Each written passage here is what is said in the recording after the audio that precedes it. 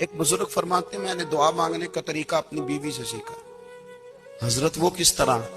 फरमाने लगे, मेरी बीवी ने ना मुझे कोई काम बताया, कुछ पैसों की जरूरत के लिए कहा, तो मैंने उसे कहा कि भाई अभी मेरे पास नहीं है, कुछ दिनों में आते हैं तो मैं दे दूंगा। औरतों की आदत होती है, वो बार बार याद कराती हैं। 2-4 दिनों के बाद फिर उसने कहा, हजरत वो मैंने कहा था कुछ पैसे, मैंने उसे कहा कि अभी मेरे पास नहीं है, कुछ दिनों में मिलते हैं तो मैं तुम्हें दे दूंगा। उसने कुछ दिनों के बाद फिर कहा, हुजूर वो मैंने कुछ पैसे कहे थे। फरमाते, मैंने डांट दिया, मैंने कहा कि क्या तू रोज मुझे शर्मिंदा करती है, कहा ना मेरे पास नहीं है, होंगे तो दे दूंगा, तू रोज याद कराती है। फरमाते, उसने पहले तो मेरी डांट को सहा, फिर मेरे सख्त जुमलों ने उसकी आंखों में आंसू पैदा कर दिए, और फिर उसने एक जुमला कहा तो मैं रो पड़ा, और मुझे अपने रब से मांगने का तरीका आ गया।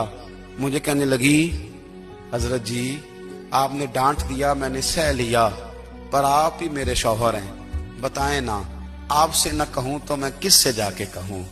फरमाते हैं, मैं रो पड़ा और मैं खुल के रोया। तो मुझे कहने लगी, आपको क्या हुआ?